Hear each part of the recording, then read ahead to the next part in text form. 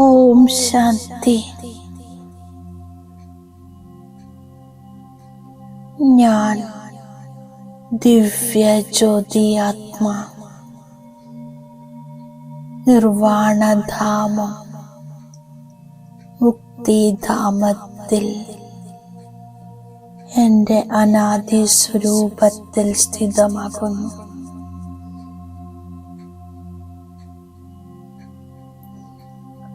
ഒരു തേജസ്വി നക്ഷത്ര സമാനം തിളങ്ങിക്കൊണ്ടിരിക്കുന്നു.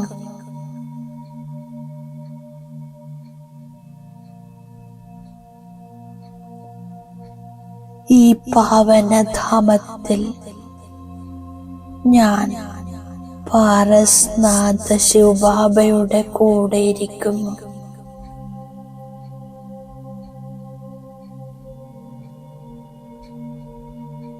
ശിവബാബയുടെ സാന്നിധ്യത്തിൽ മനസ്സ് തീർത്തും ശാന്തമാകുന്നു.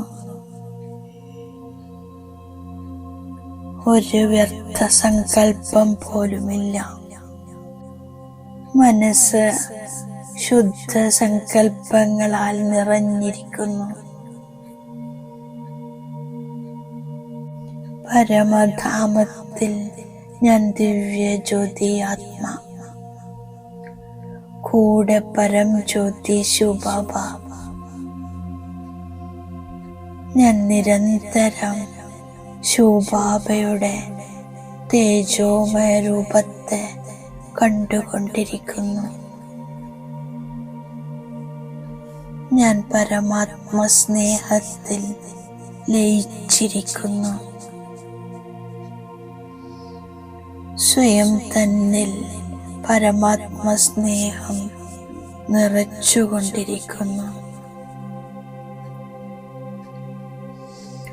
ബാബ എന്നെ ഒരു കാന്തം പോലെ സമീപത്തേക്ക് ആകർഷിക്കുന്നു.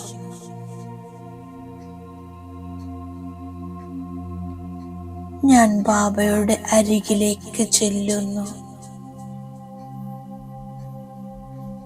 ബാബയോട് കമ്പൈൻഡ് ആയിരിക്കുന്നു.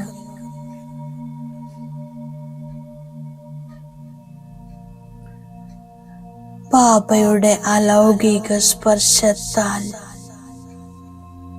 ഞാൻ ആത്മാ കഞ്ചനമാകുന്നു, ശുദ്ധ പവിത്ര സ്വർണമാകുന്നു. പാരസ്നാഥ് ബാബയുടെ സംഘത്തിൽ ഞാൻ പാരസ് ബുദ്ധി ആത്മാവാകുന്നു. ഞാൻ വിവേകശാലി ആത്മാവാകുന്നു.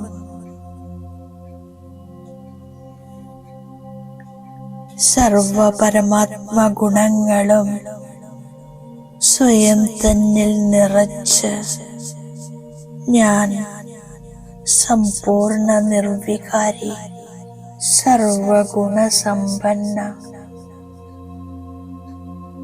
സമ്പൂർണ്ണ പവിത്രമായിരിക്കുന്നു. ഞാൻ വിവേകശാലി ആത്മാവിന് വിശ്വത്തിലെ സർവ ആത്മാക്കളെയും വിവേകശാലിയാക്കണം. തമോ പ്രധാനത്തിൽ നിന്നും സതോ പ്രധാനമാക്കണം. ഈ ശ്രേഷ്ഠ സങ്കല്പത്തോടെ ഞാൻ പരമധാമത്തിൽ നിന്നും താഴേക്കിറങ്ങി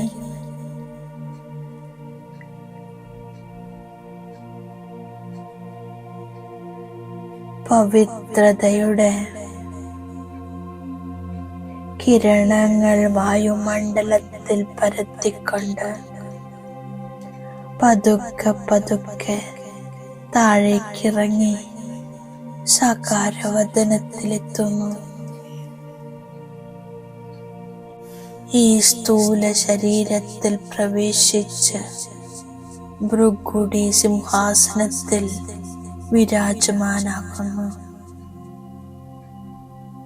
ഇപ്പോൾ സദാ ഈ സ്മൃതിയാണ് ഞാൻ വിവേകശാലി ആത്മാവാണ്.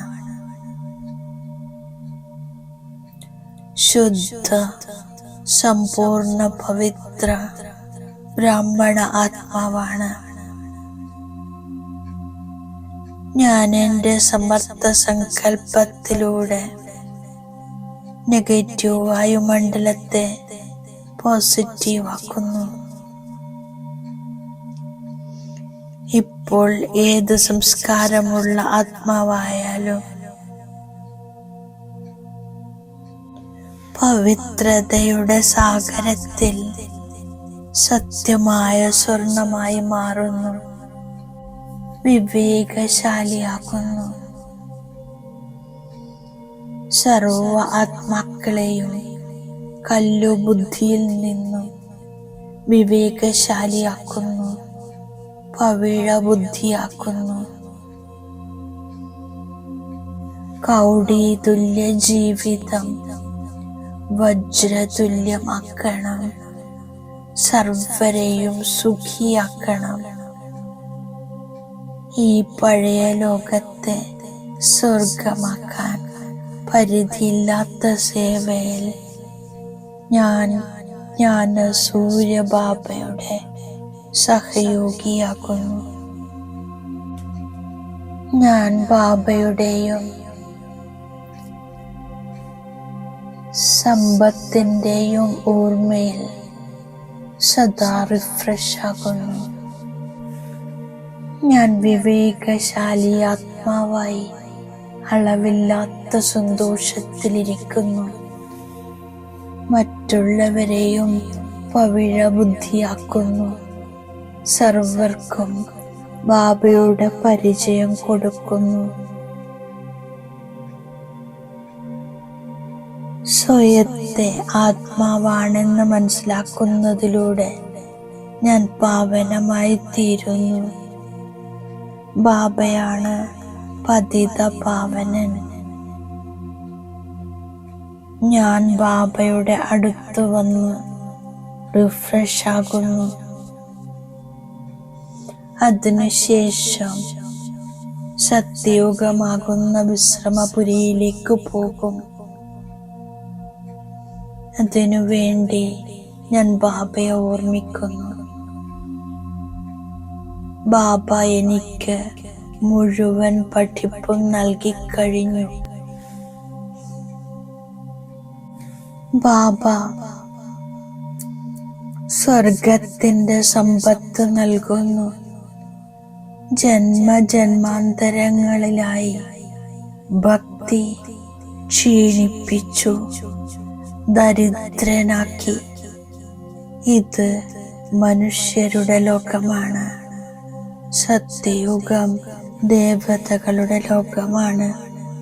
അതിനെ പകൽ എന്ന് പറയുന്നു. മനുഷ്യരുടെ ലോകമാണ് രാത്രി. ഞാൻ അവിനാശിയായ അച്ഛൻ്റെ കുട്ടിയാണ്. ഇപ്പോൾ സ്വർഗത്തിലേക്ക് പോകുന്നതിനുള്ള പുരുഷാർത്ഥം ചെയ്തുകൊണ്ടിരിക്കുന്നു. ഈ സൃഷ്ടി അനാദിയാണ്. ഓരോരുത്തരുടെയും പാർട്ടും അനാദിയാണ്. നിരാകാരനായ ബാബ നിരാകാരനായ കുട്ടികളെ കൂട്ടിക്കൊണ്ടുപോകുന്നു.